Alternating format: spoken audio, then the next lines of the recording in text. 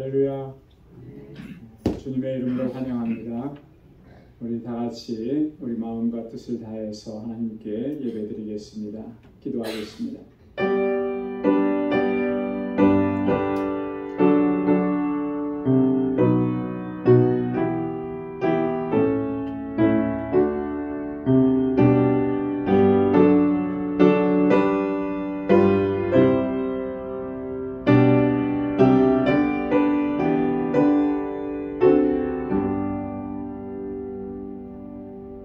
하나님이여, 사슴이 시냇물을 찾기에 갈급함같이 내 영혼이 주를 찾기에 갈급하니이다.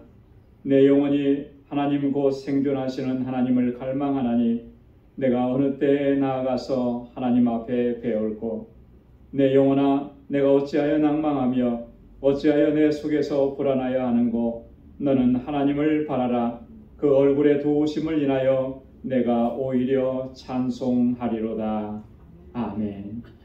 자비하시고 은혜가 풍성하신 하나님, 성의로 지난 3일 동안도 주님의 은혜 가운데 저희들을 지키시고 보호해 주셨다가 오늘 이 저녁에 다시금 거룩하신 주님의 보좌 앞으로 불러주시고 이렇게 하나님을 경배하고 찬양하며 예배케 하시니 감사합니다. 우리의 마음을 정결하게 하시고 거룩하게 하시고 하나님께서 받으시기에 합당한 예배 주님 앞에 올려드릴 수 있도록 성령께서 오늘 이 시간 우리를 주장하여 주옵소서. 우리 안에는 여전히 더러움이 있고 죄악이 가득합니다. 주님 앞에 고백합니다. 십자가의 그 보혈로 깨끗하게 씻어주시고 하나님의 거룩한 백성으로 주님 앞에 설 수 있도록 이 시간 다시 한번 은총을 베풀어 주옵소서. 우리 가운데 임하시고 우리의 예배를 받아 주옵소서. 예수님의 이름으로 기원하옵나이다. 아멘. 전능하사 천지를 만드신 하나님 아버지를 내가 믿사오며 그 외아들 우리 주 예수 그리스도를 믿사오니 이는 성령으로 잉태하사 동정녀 마리아에게 나시고 본디오 빌라도에게 고난을 받으사 십자가에 못 박혀 죽으시고 장사한 지 사흘 만에 죽은 자 가운데서 다시 살아나시며 하늘에 올사 전능하신 하나님 우편에 앉아 계시다가 저리로서 산 자와 죽은 자를 심판하러 오시리라. 성령을 믿사오며 거룩한 공예와 성도가 서로 교통하는 것과 죄를 사하여 주시는 것과 몸이 다시 사는 것과 영원히 사는 것을 믿사옵나이다. 아멘. 찬양으로 하나님께 영광 돌리겠습니다. 고개 들어 주를 맞이해요.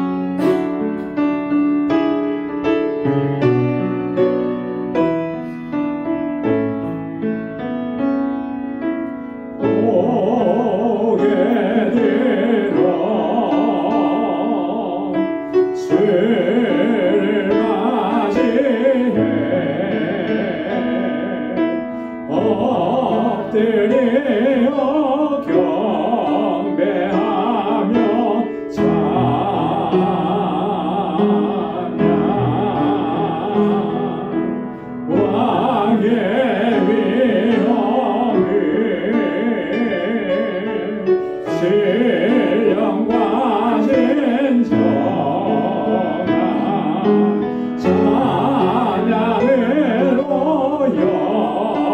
돌려 나만의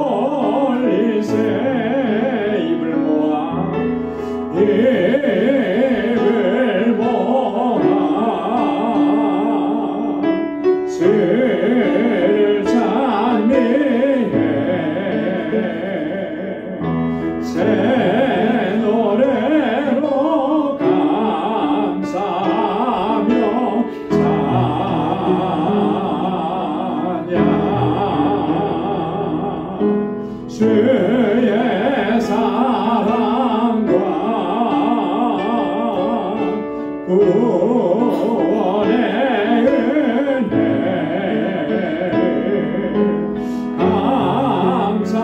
감사함과 기쁨으로 영광 돌리세 우리 보좌 앞에 모였네 함께 주를 찬양하며 하나님의 사랑 그 아들 주셨네 그의 피로 우리 구원받았네 십자가에서 쏟으신 그 사랑 강같이 온 땅에 흘러 각 나라와 족속 백성 방언에서 구원받고 주 경배드리네 구원하심이 보좌에 앉으신 우리 하나님과 어린 양께 있도다 구원하심이 보좌에 앉으신 우리 하나님과 어린 양께 있도다 우리 보좌 앞에 모였네 함께 주를 찬양하며 하나님의 사랑 그 아들 주셨네 그의 피로 우리 구원받았네 십자가에서 쏟으신 그 사랑 강같이 온 땅에 흘러 각 나라와 족속 백성 방언에서 구원받고 주 경배드리네 구원하심이 보좌에 앉으신 우리 하나님과 어린 양께 있도다 구원하심이 보좌에 앉으신 우리 하나님과 어린 양께 있도다 구원하심이 보좌에 앉으신 우리 하나님과 어린 양께 있도다 구원하심이 보좌에 앉으신 우리 하나님과 어린 양께 있도다 아멘 힘차게 박수하면서 찬양하겠습니다 우리 주에서 구하시며 우리를 위해서 구하시려 주 예수 십자가 되셨으니 기쁘게 부르세 할렐루야 나 구원 얻었네 찬송하세 찬송하세 주님 나를 구하셨네 찬송하세 찬송하세 주가 구원하셨네 우리를 주께서 구했으니 이전에 행하던 악한 일과 주하고 더러운 모든 죄를 온전히 버렸네 찬송하세 찬송하세 주님 나를 구하셨네 찬송하세 찬송하세 주가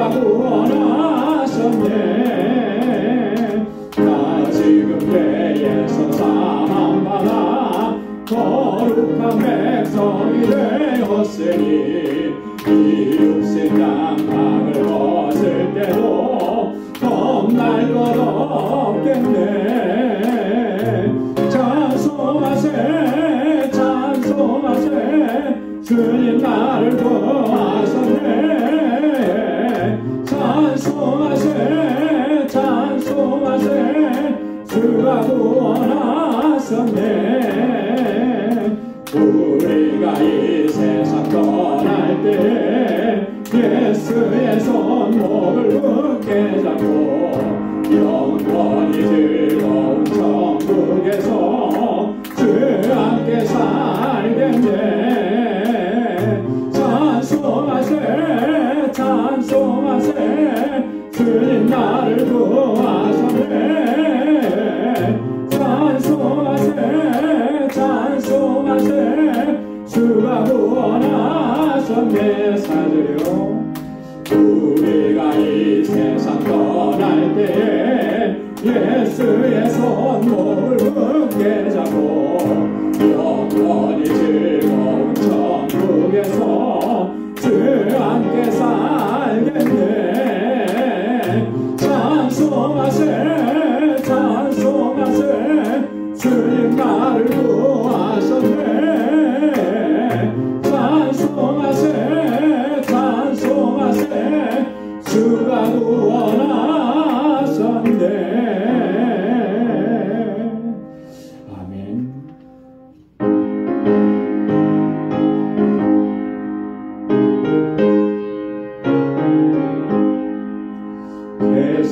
겟세마네 동산에 주를 생각할 때에 근심이나 걱정을 사양할 수 있을까. 나를 항상 버리고 주를 따라가겠네. 빌라도의 뜰에선 주를 생각할 때에 수치된 아픔도 못 견딜 수 있을까. 길이 참고 묵묵히 주를 따라가겠네. 갈보리산 올라가 주를 생각할 때에 나의 받는 괴로움을 비교할 수 없으니 십자가를 짐으로 주를 따라가겠네. 무덤에서 부활한 주를 생각할 때에 환난이나 죽음도 두려울 것 없으며 생전가를 부르며 주를 따라가겠네. 무덤에서 부활한 주를 생각할 때에 환난이나 죽음도 두려울 것 없으니 승정가를 부르며 주를 따라가리라. 아멘. 주님을 생각하며 주님을 따라가는 우리 모두가 되길 소망합니다. 우리 이 시간 다 같이 통성으로 기도하겠습니다. 하나님께서 세워주신 우리 방주재단과 또 세워주신 주의 종들, 또 우리 직분자들, 특별히 이번에 피택되신 우리 피택자들을 위해서 함께 기도해 주시고 우리 주일학교와 유스그룹과 EM 또 우리 교사들과 전도사님 위해서 기도해 주시고 우리 선교를 위해서 특별히 7월 달에 있을 단기 선교를 위해서 기도해 주시고 멕시코 알라메다 또 IT 니카라가 우리 선교사님들을 위해서 함께 기도해 주시기 바랍니다.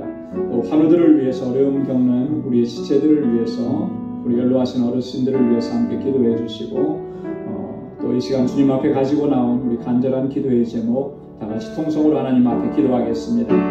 거룩하신 아버지 하나님 감사합니다. 이 시간 주님 앞에 이렇게 부르짖고 간구하고 기도할 수 있도록 하나님 은혜 베풀어 주시면 감사합니다. 아버지 성령께서 말할 수 없는 탄식으로 우리를 위하여서 주님께 간구하심을 믿습니다. 오 하나님 아버지 주님 의지하고 주의 약속 붙잡고 이 시간 주님 앞에 부르짖는 주의 종들의 간구와 기도를 하나님 응답하여 주옵소서. 주님께서 세워주신 우리 방주교회 지난 24년 동안 한결같은 은혜 베풀어 주시고 귀한 역사 이루시고 저희를 사용하여 주시며 여기까지 인도하심을 감사합니다. 정말 이 마지막 때에 하나님 앞에 귀하게 쓰임받고 세상 가운데 복음을 전하는 귀한 교회가 되게 하여 주옵소서. 믿음의 공동체가 되게 하시고 사랑의 공동체가 되게 하시고 구원의 방주가 되게 하여 주시옵소서. 특별히 아버지 하나님 이를 위해서 세우신 주의 종들과 하나님의 신실한 일꾼들 특별히 아버지 하나님 이번에 아버지 피택되신 주의 종들 하나님 능력의 장중에 붙들어 주옵소서. 성령으로 늘 충만하게 하시고 믿음으로 역사하는 종들이 되게 하여 주옵시고 항상 깨어서 기도하게 하시고 겸손하게 주님을 닮아 섬기는 귀한 종들이 다 되게 하여 주시옵소서. 그리하여 그 수고와 기도와 땀과 헌신을 통하여서 우리 방주재단이 정말 아름답게 세워져 가게 하시고 사랑으로 충만한 공동체가 되도록 역사하여 주옵소서. 오 하나님 아버지 이곳에서 자라나는 우리 어린 심령들 우리 사랑하는 학생들 청년들 장년들 붙잡아 주시고 정말 아버지 하나님 저들에게 하나님을 경외하는 귀한 믿음을 갖게 해주셔서 정말 이 혼탁한 세대 가운데 유혹이 많은 세대 가운데서 정말 하나님의 아들과 딸들로 우뚝 서게 하여 주옵소서. 거룩한 백성으로 서게 하여 주옵소서. 저희들을 위해서 수고하고 애쓰는 우리 교사들과 우리 전도사님 능력의 장중에 붙들어 주옵소서. 우리 유스그룹과 EM이 날로 부흥하고 성장하게 하여 주옵소서. 우리 사랑하는 자녀손들이 정말 하나님 잘 경외하는 믿음의 아들과 딸들이 되게 하여 주시옵소서. 하나님 아버지 우리에게 주신 선교적 사명 온전하게 감당할 수 있도록 주의 성령께서 능력으로 역사하여 주옵소서. 우리 온 성도들이 마음과 뜻을 같이 할 수 있도록 도와주시고 특별히 아버지 하나님 단기 선교를 준비합니다. 하나님 모든 과정에 하나님 역사하여 주셔서 아버지 하나님 어려움이 없도록 도와주시고 하나님께서 행하시는 놀라운 능력과 기적의 역사들을 경험하고 체험하는 저희들 되게 하여 주옵소서. 알라메다 방주교회 우리 또 정국수 선교사님 모든 사역자들 은혜 베풀어 주시고 능력으로 함께하여 주옵소서. IT의 박창환 선교사님 또 아버지 하나님 니카라과의 아버지 하나님 우리 임상순 선교사님 아버지 하나님께서 강건하게 붙잡아 주시고 그 귀한 사역에 기름 부어 주셔서 아버지 하나님 아름다운 열매가 풍성하게 맺히도록 도와주옵소서. 우리 사랑하는 지체들 믿음의 권속들 우리 형제와 자매들 가운데 여러가지 힘들고 고통스러운 상황 속에서 신음하며 주님 앞에 부르짖는 귀한 주의 종들 육신의 연약함을 만져주시자 치료하여 주옵시고 그 마음에 아버지 하는 고통과 아픔과 슬픔들을 주님께서 아버지 만져주시자 위로하여 주시고 하늘의 평강으로 던지켜 주옵소서. 우리 연로하신 어르신들을 붙잡아 주시고 하늘의 소망을 두고 천국의 소망을 두고 끝까지 믿음의 경주를 잘 달려갈 수 있도록 은혜 베풀어 주옵소서. 오늘도 이 시간 주님 앞에 간절한 기도의 제목을 가지고 나와서 저희들 부르짖고 간구합니다. 주의 종들의 그 기도마다 하나님 선하신 응답을 허락해 주시고 날마다 아버지 하나님 주님께서 역사하시는 그 놀라운 역사들을 경험하고 체험하고 그렇게 해서 믿음으로 승리하는 저희의 삶이 되도록 인도하여 주시옵소서. 아버지 하나님 이제 주님 말씀으로 우리를 새롭게 하여 주시고 우리 마음밭을 기경하여 주시사 하나님의 귀한 말씀으로 아버지 하나님 주님 앞에 새롭게 결단하는 은혜의 시간이 되도록 인도하여 주옵소서. 모든 것 감사하옵고 예수님의 이름으로 기도드리옵나이다. 아멘. 할렐루야. 귀한 응답 허락해 주실 줄로 믿습니다. 이제 우리 말씀 함께 나누는 시간입니다. 오늘 말씀 나눌 성경은 고린도전서 제16장 1절에서 12절까지 말씀입니다. 고린도전서 16장 1절에서 12절 우리 한 절씩 교독하겠습니다. 성도를 위하는 연보에 대하여는 내가 갈라디아 교회들에게 명한 것 같이 너희도 그렇게 하라.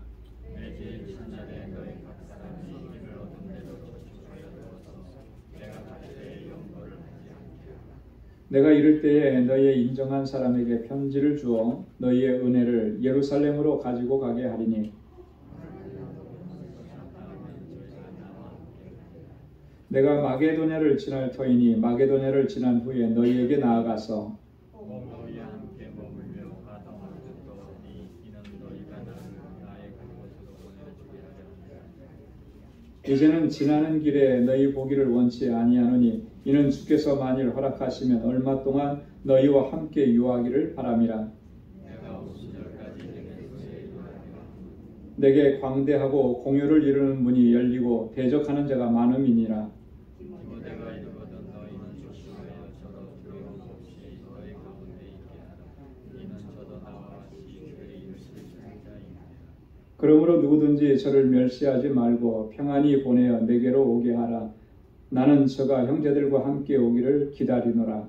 형제 아볼로에 대하여는 저처럼 형제들과 함께 너희에게 가라고 내가 많이 부르되 지금은 갈 것이 이처롭으나 기회가 있으면 하리라. 아멘.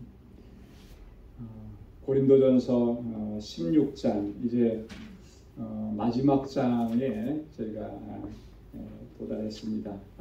오늘과 다음 주 2주간에 걸쳐서 이제 고린도전서를 마무리하게 되는데요. 좀 이제 16장에 와서는 조금 이 주제가 상당히 가벼워지는 것을 우리가 볼 수가 있죠. 그동안에는 고린도 교회가 여러 가지 문제가 많았고 또 어떤 그 신학적인 문제들도 있었고 그래서 바울이 굉장히 구체적으로 또 자세하게 이렇게 권고하고 권면했던 그런 것들을 우리가 볼 수가 있었습니다. 오늘 함께 봉독한 본문에서는 첫 번째로는 이제 구제헌금에 대해서 이 구제헌금을 어떻게 할 것인가 그 원칙과 방법론에 대해서 바울이 이제 얘기를 합니다. 그리고 고린도 교회를 방문할 계획이 있다. 고린도 교회는 바울이 세웠잖아요. 그래서 바울이 고린도 교회를 세우고 1년 한 6개월 동안 거기서 목회를 했습니다. 그랬던 교회인데 문제가 많으니까 다시 한번 내가 너희를 방문하기를 원한다. 이제 그런 계획들을 이제 이야기하는 겁니다. 그리고 마지막 부분에 가서는 이제 디모데를 먼저 보냈는데 디모데에 대해서 당부하는 내용입니다. 그리고 이 고린도 교회에서 또 한 사람 함께 사역을 했던 이 바울의 뒤를 이어서 사역을 했던 아주 중요한 인물이 있죠. 누구였나요? 혹시 기억나세요? 고린도 교회에서 바울에 이어서 아주 중요한 역할을 했던 이렇게 깜깜해요. 그죠? 너무 앞에서 우리가 다뤘기 때문에 고린도전서 3장 6절에 보면은 바울이 그랬어요. 이 고린도 교회가 분쟁이 많으니까 나는 심었고 누구는 물을 주었다고요? 아볼로. 기억나죠? 아볼로는 물을 주었고 이제 아볼로가 아주 중요한 역할을 했습니다. 그래서 이 아볼로가 이제 이 고린도 교회에 좀 바울이 제안을 하죠. 당신이 좀 가서 이 문제를 좀 수습하면 좋겠다. 여러 차례 이제 권면했는데 지금 아볼로는 갈 뜻이 없다.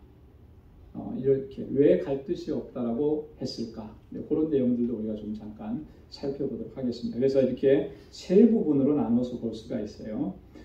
첫 번째는 구제헌금의 원칙과 방법론인데요. 본문에는 뭐 구제헌금이라고 그렇게 구체적으로 얘기하지는 않았습니다. 하지만 1절에 보면 성도를 위한 연보라.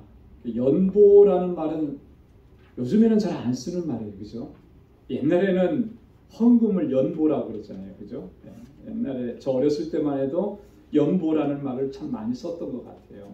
근데 요즘에는 잘 안 쓰는데 이 우리 한글 성경이 번역한 지가 꽤 오래됐기 때문에 그렇고 요즘에 새로 번역한 성경에는 이제 아마 다르게 쓰여졌을 거예요. 어쨌든 간에 성도를 위한 연보, 이건 구제헌금을 얘기하는 건데요.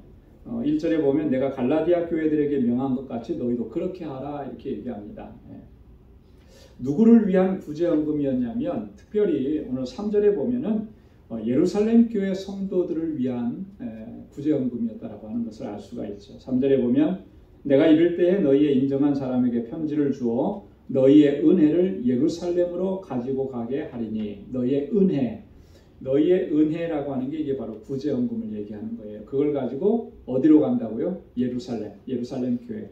지금 당시에 예루살렘 교회가 굉장히 어려운 상황 속에 처해 있었기 때문에 물론 대부분의 초대 교회들이 다 힘들고 어려웠어요. 근데 그 중에서도 예루살렘 교회는 더 어려웠다라고. 왜 더 어려웠겠습니까? 우리가 상식적으로 생각을 해봐도 예루살렘에 크리스찬 공동체가 있어요. 그건 뭘 의미하는 거겠습니까? 유대인들의 핍박이 엄청나게 심했다라고 하는 것을 볼 수가 있죠. 그러니까 유대인들의 핍박과 그러니 그런 속에서 예수님을 믿고 공동체를 이루고 하려니까 얼마나 참 힘들고 그리고 경제적으로도 여러분 이게 유대인들 공동체는요 굉장히 무시무시합니다. 우리가 보통 이제 어떤 부족 사회나 이런 데서 그 부족이 믿는 신앙 외에 다른 것들을 받아들이면 아예 그 가문에서 쫓아내버리잖아요. 그죠? 단절시켜버리잖아요. 이런 것처럼 유대인들도 그랬단 말이죠. 그러니까 뭐 경제활동이니 뭐 이런 거 할 수가 없는 거죠.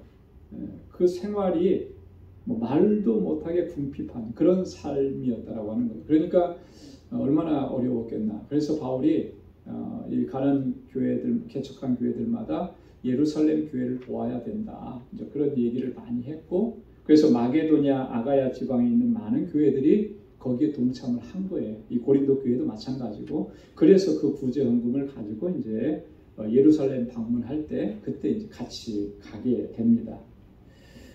내가 갈라디아 교회들에게 명한 것 같이 그랬거든요. 갈라디아에 있는 교회들에게 명한 것 같이. 그래서 갈라디아서에 보면은 바울이 너희가 이렇게 구제헌금을 해야 된다 이렇게 구체적으로 명령하거나 말한 적이 없어요. 그건 뭘 얘기하느냐면 그런데 이제 바울이 지금 갈라디아 교회들에게 명한 것 같이 이렇게 얘기했거든요. 그러니까 성경에는 기록되지 않았지만 바울이 구두로 그렇게 권고하고 또 권면했다라고 하는 것을 알 수가 있습니다. 단지 이제 우리가 갈라디아서에서 바울이 그런 뜻을 가지고 있다라고 하는 것은 충분히 피력을 했어요. 뭐냐면 갈라디아서 2장 10절에 보면 다만 우리에게 가난한 자들을 생각하는 것을 부탁하였으니 이것을 나도 본래 힘써 행하노라. 사도들이 갈라디아에 이제 바울이 이제 거기서 사역을 할 때 내려와서 이제 이렇게 이방인들이 섬길 때 뭐 율법을 지키고 뭐 이런 거는 안 해도 되지만 또 중요한 문제들 사도행전 15장에 나타난 예루살렘 공의회에서 결정한 이런 문제들 그런 것들은 조심하라. 예를 들어서 우상의 제물에 대해서 음행에 대해서 이런 문제들은 조심하고 주의해야 된다. 이렇게 결정한 것들이 있거든요. 이제 그러면서 한 가지 더 부탁한 게 뭐냐면 가난한 자들을 좀 생각을 해라. 이렇게 얘기한 거예요. 근데 이제 바울이 그때 뭐라 그랬냐면 나도 힘써서 행하는 부분이다. 이제 이렇게 얘기한 거예요. 자, 그리고 갈라디아서 6장 2절에 보면 갈라디아 교회 성도들에게 이렇게 권고합니다. 너희가 짐을 서로 지라. 그리하여 그리스도의 법을 성취하라. 이 짐이라는 게 어떤 짐이겠습니까? 뭐 여러 가지를 다 얘기할 수 있겠지만 그 중에 대표적인 게 경제적인 어려움에 대한 짐인 거죠. 그거 서로 지라는 거예요. 그것이 그리스도의 법을 성취하는 것이다. 바울이 그렇게 얘기한 거예요. 자, 그런 것을 볼 때 내가 갈라디아 교회들에게 명한 것 같이 충분히 그렇게 명령을 했을 수 있다라고 하는 것이죠. 자, 그 구제헌금을 그러면 어떻게 해야 될 것인가? 그 원칙적인 부분들을 2절부터 4절까지 얘기합니다. 매주일 첫날에 너희 각 사람이 일을 얻은 대로 저축하여 두어서 내가 갈 때 연부를 하지 않게 하라. 내가 이를 때 너희의 인정한 사람에게 편지를 주어 너희의 은혜를 예루살렘으로 가지고 가게 하리니 만일 나도 가는 것이 합당하면 저희가 나와 함께 가리라. 자, 여기 보면 굉장히 구체적으로 이야기를 하죠. 구제헌금을 할 때 구체적으로 이렇게 얘기합니다. 첫째 보면은 매 주일 첫날에 그렇게 매 주일 첫날에 이게 현재로 말하면 주일날을 얘기하는 거예요. 주일날. 크리스천 공동체에서 그 주의 첫날은 주일이었습니다. 그래서 우리가 지금도 세상 사람들은 한 주간의 첫날을 언제죠? 월요일을 첫날이라고 그러죠. 그죠?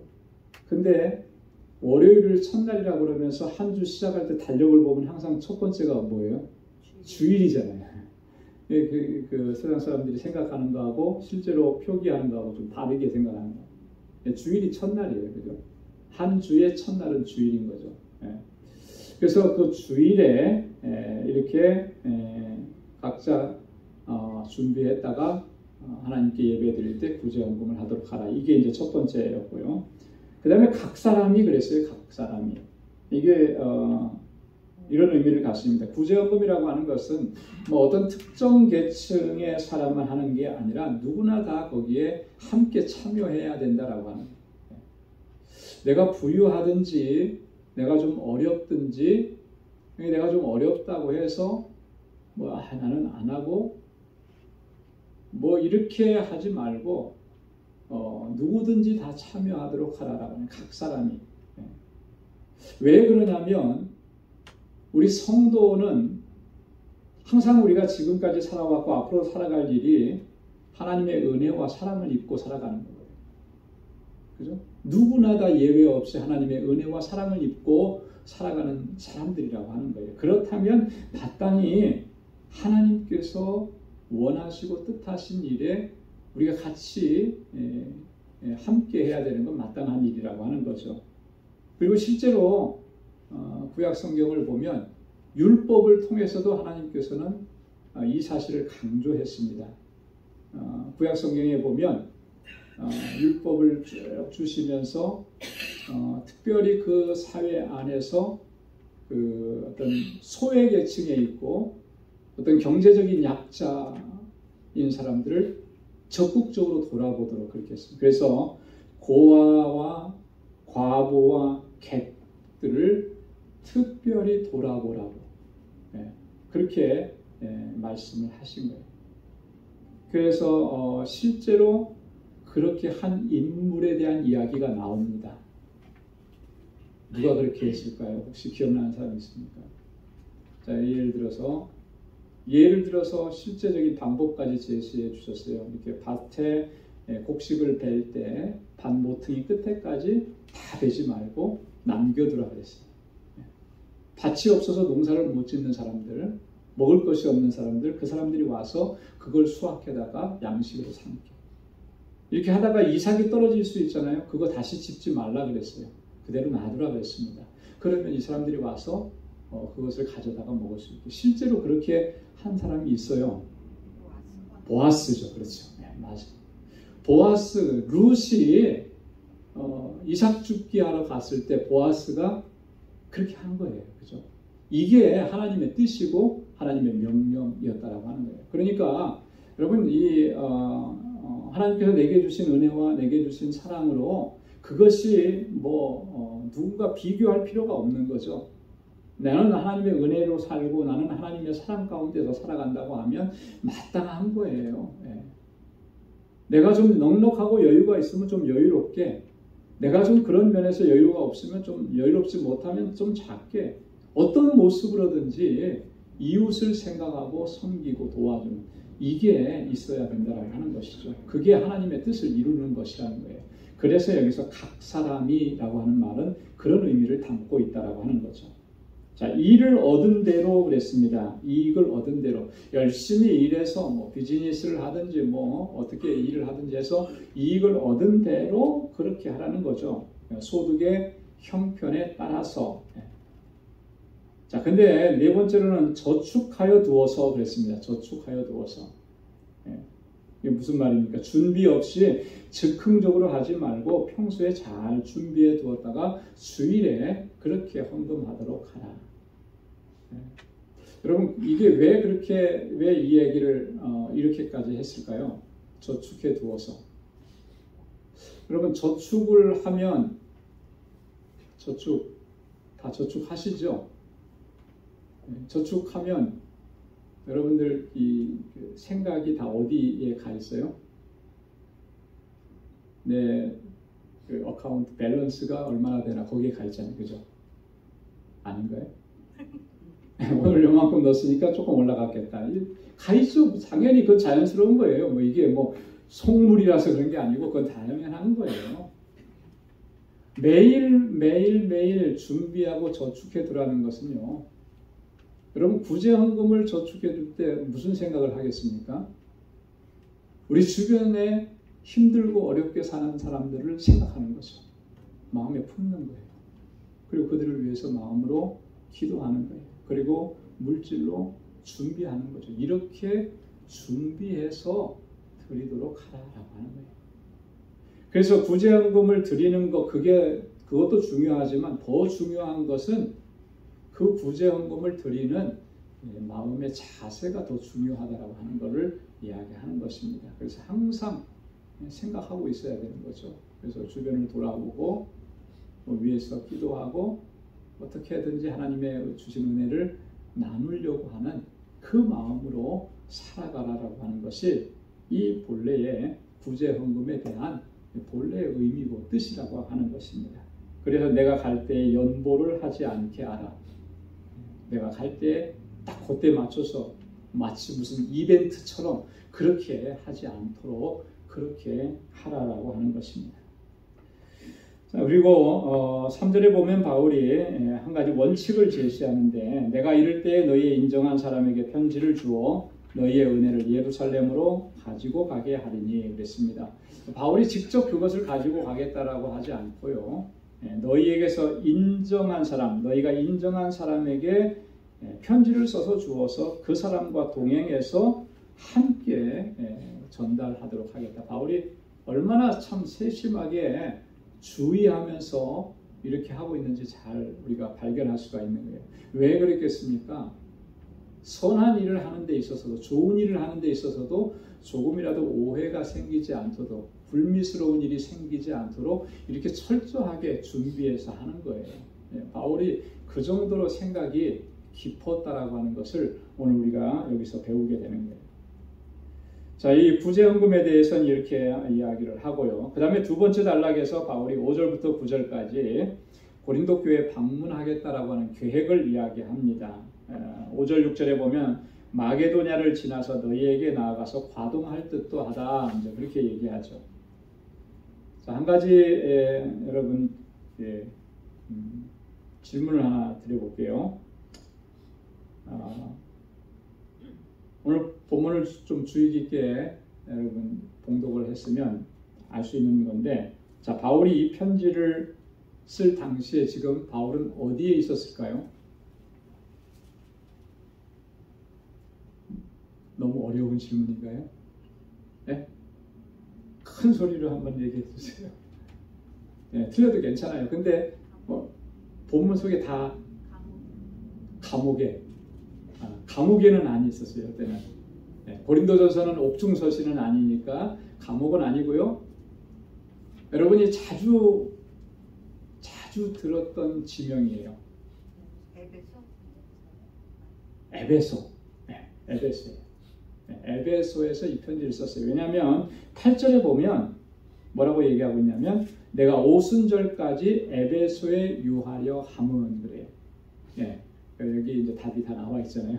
이제 고린도로 가고 싶은데 오순절까지는 내가 에베소에 머물고 싶다, 머물러야 되겠다, 이제 이런 얘기를 하는 거예요. 에베소에서 이제 이 편지를 쓰는데 바울이 본래 계획이 뭐였냐면 바울의 계획은 이거였습니다. 에베소에서 오순절까지 머문 다음에 해상을 통해서 고린도로 직행하는 거예요. 고린도로 갔다가 고린도에서 마게도냐로 가고요. 마게도냐에서 다시 고린도로 왔다가 그리고 예루살렘으로 가는 거. 이게 바울의 계획이었습니다. 이거 어떻게 알 수 있느냐? 본문에 그거 잘 안 나타나 있는데 우리가 이제 다음 주부터 이제 고린도 후서를 하게 되는데 고린도 후서 1장 16절에 보면 바울이 자기의 계획, 이 여정에 대한 계획을 이렇게 얘기를 했습니다. 고린도 후서 1장 16절에 보면 너희를 지나 마게도냐에 갔다가 다시 마게도냐에서 너희에게 나가 너희에게 가서 너희가 보내줌으로 유대로 가기를 경영하였으니. 그렇죠? 네. 너희를 지나, 여기서 너희가 누구예요? 고린도 교회 성도들이죠. 그죠? 거기를 갔다가 어디로 가요? 그 다음에 마게도냐로 간다 그랬죠. 마게도냐에서 다시 누구에게로 가요? 너희에게로, 고린도 교회로 간다 그랬죠. 거기서 너희가 보내줌으로, 너희가 파송하면, 그러면 내가 유대로 간다. 유대가 어디예요? 예루살렘을 얘기해요. 이게 이제 바울이 원래 계획이었어요. 근데 바울이 이 계획을 변경합니다. 왜 어떻게 변경하냐면 먼저 마게도냐를 들러요. 고린도에 들렀다 마게도냐 갔다가 다시 고린도 오겠다 이렇게 했는데, 아니, 마게도냐 갔다가 고린도를 방문해서 고린도에서 좀 더 오래 있기를 계획을 하는 것입니다. 이렇게 바꿉니다. 자, 그래서 5절과 6절 상반절에 보면 내가 마게도냐를 지날 터이니 지난 후에 너희에게 나아가서 혹 너희와 함께 머물며 과동할 뜻도 하니 그랬습니다. 마게도냐를 지나서 지난 후에 너희에게 나아가서 너희와 함께 머물며 과동할 뜻도 한다. 과동한다라고 하는 말이 무슨 말이죠? 겨울을 지난다라고 하는 뜻이죠. 과동. 겨울을 지난다라고 합니다. 자, 바울이 지금 계획을 변경하면서 고린도에 조금 오래 머물기를 원했던 그 목적이 무엇일까요? 왜 고린도에 오래 머물려고 했을까요? 제가 뭐 ABC 3칸을 빈칸으로 놔뒀잖아요.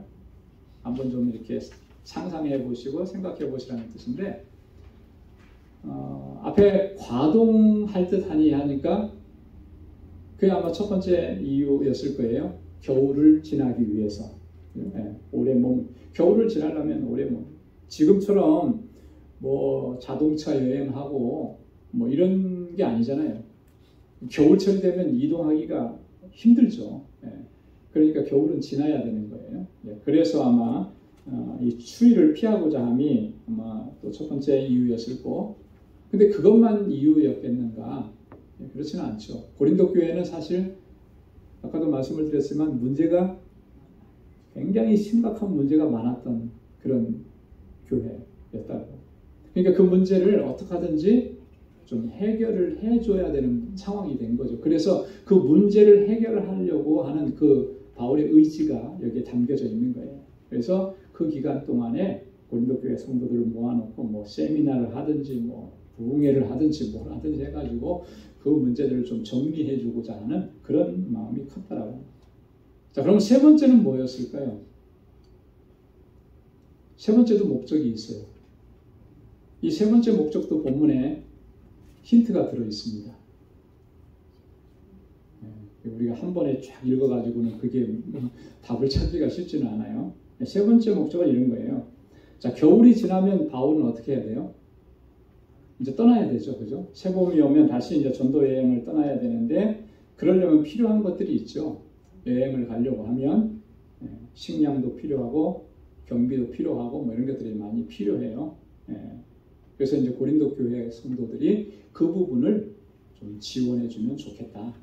그런 목적을 가지고 있는 거예요. 그래서 6절 하반절에 보면 이는 너희가 나를 나의 갈 곳으로 보내어 주게 하려 함이라 그랬어요.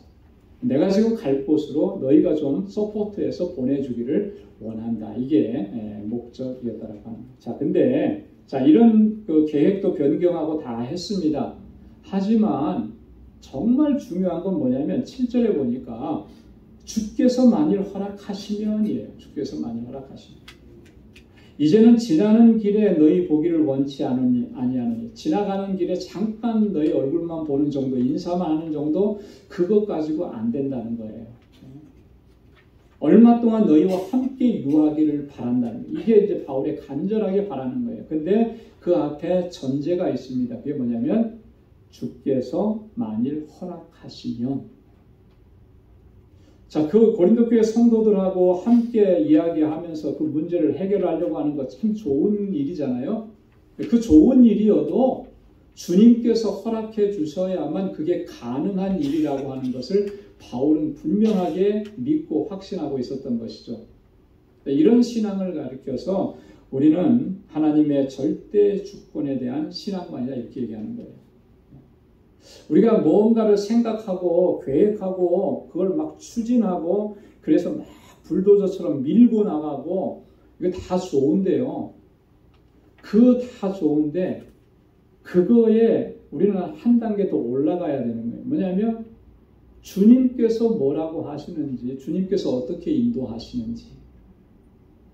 우리가 다 준비했습니다. 다 준비했는데 주님께서 그거 안 돼 하고 딱 막으시면 여러분 어떻게 하시겠습니까? 안 되는 거죠. 거기서 멈춰야 되는 거예요. 근데 어떤 경우는 막 멈추지 못하는 거예요. 지금까지 내가 어떻게 준비해 왔는데. 이거는요, 신앙이 아니죠. 그 자기 의예요, 자기 의. 우리가 정말 회복해야 되는 그 신앙의 기본적인 자세는 하나님의 절대 주권을 인정하는 거예요. 그래서 그 하나님의 주권 앞에 겸손하게 서고 복종하고 순종하는 것. 이게 참 중요한 거죠. 우리가 새벽기도 때 사무엘상에 있는 말씀을 계속 이제 묵상을 하는데, 그전에는 우리가 한나의 노래를 묵상을 했어요. 그죠? 사무엘 2장 1절로 10절에 있는 한나의 노래. 한나의 노래는 정말 너무나 귀해요. 그래서 여러분 한번 꼭 한나의 노래 꼭 여러분 묵상해 보세요. 이건 노래가 아니고 뭐 신학 뭐라 그래야 되나요? 아주 유명한 신학자가 쓴 신학 서적보다도 더 깊은 내용을 담고 있는 거예요. 사무엘 상 2장 1절로 10절. 거기에 보면 6절과 7절에 이렇게 한나가 고백합니다. 여호와는 죽이기도 하시고 살리기도 하시며 음부에 내리기도 하시고 올리기도 하시는도다. 여호와는 가난하게도 하시고 부하게도 하시며 낮추기도 하시고 높이기도 하시는도다. 이게 하나님의 절대 주권입니다. 하나님이 높이시기도 하시고 때로는 낮추기도 하시는 거예요. 높이실 때도 하나님의 뜻이 있는 거고 낮추실 때도 하나님의 뜻이 있는 거예요. 그것을 우리가 인정하고 거기서 하나님의 뜻을 찾고 순종하는 것. 그게 믿음인 것이죠. 바울은 아주 이게 분명한 거예요. 그랬기 때문에 지금 바울이 7절에서 그렇게 얘기한 거죠. 주께서 만일 허락하시면 이렇게 좋은 계획, 이게 완벽한 계획인 것 같아도 주님께서 허락하셔야만 된다라고 하는 그 고백을 지금 하고 있는 것입니다. 자, 그 다음에 8절과 9절에 보면 오순절까지 에베소에 유하려 한다 그랬거든요. 그 목적을 얘기합니다. 그 목적이 뭐냐면 9절에 보면 내게 광대하고 공효를 이루는 문이 열리고 대적하는 자가 많음이니라 그랬어요. 이게 조금 이해하기가 조금 난해한 부분이 좀 없지 않아 있는데요. 첫 번째 부분은 좀 이해하기가 어렵지 않습니다. 광대하고 공효를 이루는 문이 열리고, 이거는 이제 복음의 문이 열려서 효과적으로 복음을 전도할 수 있게 되었다. 그런 기회가 왔다. 이걸 얘기하는 거거든요. 그래서 내가 오순절까지 에베소에 머물려 한다. 에베소에서 바울이 3년 동안 거기서 에베소 교회를 목회하면서 가장 그 바울의 전도 사역에서 가장 길게 스테이하면서 거기서 목회를 했거든요. 그렇게 할 수 있었던 거는 학자들 중에는 그렇게 얘기해요. 에베소가 황금어장이었다. 복음의 황금어장이었다. 그렇기 때문에 바울은 조금이라도 더 복음을 전하고 많은 영혼들을 주님께로 돌아오게 하려고 하는 그런 목적이 있었는데요. 또 하나는 뭐냐면 여기 보니까 대적하는 자가 많음이니라. 대적하는 자가 많은데 여러분, 대적하는 자가 많으면 어떻게 해야 되는 거예요? 피해야 되는 거 아니에요, 그죠? 이게 상식적인데 대적하는 자가 많음이니라 그러거든요. 그래서 나는 좀 더 오순절까지 에베소에 유하해야 되겠다 이렇게 얘기한 거예요. 바울이 왜 이렇게 했을까? 바울이 분명한 거를 이건 자기 고백적인 내용이에요. 왜냐하면 바울이 복음을 전가할 때마다 대적자들이 사실 많이 있었는데 이 대적자들이 많다는 것이 어떻게 보면 바울에게 복음을 더 강력하게 전해야 된다는 동기부여가 되는 거죠. 그리고 실제로 바울이 복음을 전했을 때 바울을 대적했던 사람들 가운데 예수 믿고 구원받고 하나님의 사역을 함께하는 사람들이 많이 있었다는 거예요. 사실은 바울 자신이 그랬잖아요. 그죠? 바울 자신이 그랬거든요. 얼마나 예수 믿는 사람 핍박하고 교회를 핍박했던 사람. 그랬는데 하나님께서 자신을 변화시켜서 복음을 전하는 자로 세우셨어요. 그러니까 누군가가 자기를 대적하고 복음을 전하는 걸 대적하면 바울은 그렇게 생각하는 거죠. 자기처럼 생각하는 거예요. 그죠? 저 사람에게 복음이 들어가면 하나님께서 저를 통해서 놀라운 역사를 이루시겠다라고 확신이 있는 거예요. 그런 의미를 담아서 이렇게 얘기하는 거죠. 대적하는 자가 많은 민이라. 사실 우리가 주의 일을 하면서 그런 일을 겪을 때가 참 많아요. 그러면 낙심되고 절망하게 되고 그 사람에 대해서 쳐다보기도 싫고 돌아서 버리고 막 이렇게 하는데 우리가 이 단계를 좀 넘어서야 되는 거죠.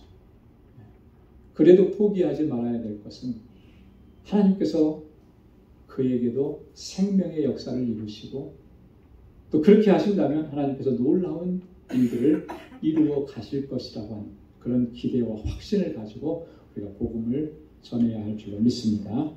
자, 그 다음에 이제 세 번째 단락의 10절부터 11절까지는 디모데를 위한 당부와 또 아볼로의 방문 계획에 대해서 얘기합니다. 자, 10절에 보면 디모데가 이르거든 너희는 조심하여 저를 두려움 없이 너희 가운데 있게 하라. 이는 저도 나와 같이 주의 일을 힘쓰는 자임이니라. 이렇게 얘기하거든요. 디모데가 이르거든 그렇게 얘기했습니다. 바울은 지금 자신이 고린도 교회에 가기 전에 이미 디모데를 이 고린도 교회에 보냈습니다. 먼저 보낸 거예요.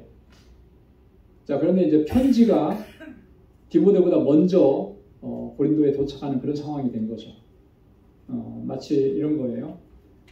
디모데는 육로를 통해서 걸어가는 것이고 바울이 보낸 편지는 해상을 통해서 좀 요즘으로 말하면 한국의 KTX를 타고 가는 거예요.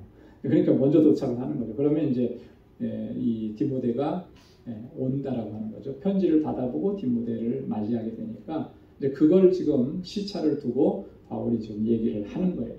자, 사도행전 19장 22절에 보면 바울이 디모데와 에라스도라고 하는 이 두 사람을 마게도냐로 보낸 것을 이제 여기서 설명합니다. 그리고 고린도전서 4장 17절에도 구체적으로 얘기했죠. 이를 인하여 내가 주 안에서 내 사랑하고 신실한 아들 디모데를 너희에게 보내었노니. 자, 고린도전서를 지금 쓰고 있잖아요. 쓰고 있는데 내 사랑하고 신실한 아들 디모데를 너희에게 보내었노니. 이거는 뭐예요? 시제가 과거 시제잖아요. 이미 보냈다라고 하는 거죠. 저가 너희로 하여금 그리스도 예수 안에서 나의 행사 곧 내가 각 교회에서 가르치는 것을 생각나게 하리라. 지금 바울이 어떤 교훈을 얘기했고 어떤 복음을 전했는지 디모데가 그걸 자세하게 다시 설명해주고 너희로 하여금 생각나게 할 것이다. 여러분, 디모데를 고린도 교회에 왜 보냈을까요? 왜 보냈을까요? 보내는 목적이 있었어야 될 거 아니에요. 바울이 이제 장차 고린도에 갈 거예요. 계획했잖아요. 그죠? 근데 가기 전에 먼저 디모데를 보내서 지금 이 고린도 교회가 분쟁이 심하고 당파가 심하고 이런 것들을 좀 먼저 수습하도록 먼저 보낸 거예요. 그런 목적을 가지고 보냈습니다. 근데 보내놓고도 바울이 마음이 편하지가 않아요. 왜 편하지 않겠습니까? 당연히 편하지가 않겠죠. 고린도 교회에 이렇게 파당을 나눠서 싸우는데 이 어린 사역자를 거기에 보내는데 이거 잘 감당할 수 있을까? 여러분, 이 사람이요 한 번 막 이렇게 싸우면 누가 와서 말려도 안 되더라고요. 그죠? 그죠? 서로의 주장을 하느라고 누가 와서 중재를 해도 들으려고 안 해요. 뭐 그런 게 있기 때문에 이 좀 염려스러운 부분이 이제 바울이 생긴 거예요. 그래서 이렇게 당부하는 거죠. 10절에 보니까 조심하여 저로 두려움이 없이 너희 가운데 있게 하라. 바울은 디모데는 연소한 젊은 사역자였잖아요. 그렇기 때문에 아마 고린도 교회 성도들 가운데는 이 디모데를 업신여기는 사람들도 생길 것이고 또 그리고 이 디모데의 말을 잘 듣지 않으려고 하는 그런 현상들도 일어날 것이고 예전에 웃지 못할 이야기 중에 하나인데 한국에서 목회할 때 이제 그런 일이 있었어요. 어떤 초신자였던 것 같아요. 근데 그분이 이제 병원에서 입원해 계셔서 목사님을 막 찾은 거예요. 그랬더니 교구 담당하시는 이제 부목사님이 가서 이제 기도해 주시고 막 이렇게 하려고 들어갔더니 아니라는 거예요.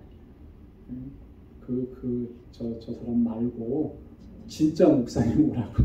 진짜 목사님 누구예요? 담임 목사님 오셔야 된다. 이렇게 얘기하는 거죠. 이게 그분이 보기에도 부목사님들은 다 젊으니까 목사님 같지가 않은 거예요. 이 담임 목사님이 이제 지긋하시니까 진짜 목사님 같은 거예요. 이렇게 이게 실제로 있었던 일이라고 그러거든요. 그런 일들이 있을 수 있는 거죠. 평범할 때도 그런데 싸움이 있는 데서는 얼마나 이게 더 심했겠어요. 그러니까 바울이 특별히 당부하면서 한 가지 이 디모데에게 권위를 입혀줍니다. 10절에 보니까 저도 나와 같이 주의 일을 힘쓰는 자이니라. 저도 하나님의 종이다. 분명하게 얘기해 주는 거예요. 디모데가 비록 나이가 어리고 젊고 그래도 하나님께서 기름 부어 세우신 주의 종이다라고 하는 거예요. 그러니 저의 말을 잘 듣고 조심하고 두려움 없이 지내도록 너희가 잘 해야 된다. 이렇게 권고하고 있는 것입니다. 11절에 보니까 저를 멸시하지 말고 평안히 보내어 내게로 오게 하라. 아주 신신당부를 하는 거죠. 여기에서 바울이 아주 강하기만 한 사람이 아니고요. 굉장히 세밀하고 따뜻한 사람이라고 하는 거. 여기서 또 한번 느낄 수가 있는 거예요. 리더라고 하면 이런 성품을 가져야 되는 것 같아요. 그죠? 한편으로는 강해야 되지만 또 한편으로는 감싸주고 위로해주고 격려해주고 세워주고 그렇게 세밀하게 살핀 이게 참 리더가 아니겠느냐. 자, 마지막으로 12절에 보면 아볼로의 방문 계획을 얘기합니다. 12절에 형제 아볼로에 대하여는 저더러 여러 형제들과 함께 너희에게 가라고 내가 많이 권하되 지금은 갈 뜻이 일절 없으나 기회가 있으면 가리라. 자, 여러분 아볼로는 어떤 사람이냐면 사도행전 18장 24절에서 26절 보면 아볼로에 대해서 처음 이제 나오는데요. 아볼로는 알렉산드리아 출신입니다. 그리고 학문이 많았던 사람이고 성경에 능했던 사람이에요. 그리고 예수에 대해서 아주 열정적으로 증거했던 사람입니다. 그런데 예수의 세례를 알지 못해서 그래서 브리스길라와 아굴라가 그를 데려다가 하나님의 도를 더 자세하게 가르쳤죠. 그리고 난 후에 아까도 말씀드렸듯이 고린도 교회에 와서 사역을 하잖아요. 바울이 떠나고 난 후에 고린도 교회를 목회하는 목회자가 된 거예요. 그래서 바울이 나는 심었고 아볼로는 물을 주었다. 양육했다라고 하는 의미로 정말 이런 귀한 사역자죠. 바울이 그래서 여러 차례 권했다 그랬잖아요. 내가 많이 권했다. 당신이 가서 좀 잘 해결해 달라고. 당신 할 수 있다. 그런데 아볼로가 이제 갈 뜻이 전혀 없다. 이렇게 얘기를 해요. 여기 보면은요, 정말 바울도 참 대단한 사람이고 아볼로도 참 대단한 사람이고 참 리더다라고 하는 것을 느낄 수가 있는 거예요. 자, 지금 고린도 교회가 분파 파당이 있을 때 최소한 4개의 분파가 있었다 그랬죠. 첫째가 나는 바울에게, 나는 아볼로에게, 나는 게바에게, 또 나는 그리스도에게. 이러면서 이제 이렇게 4분 5열되어 있단 말이죠.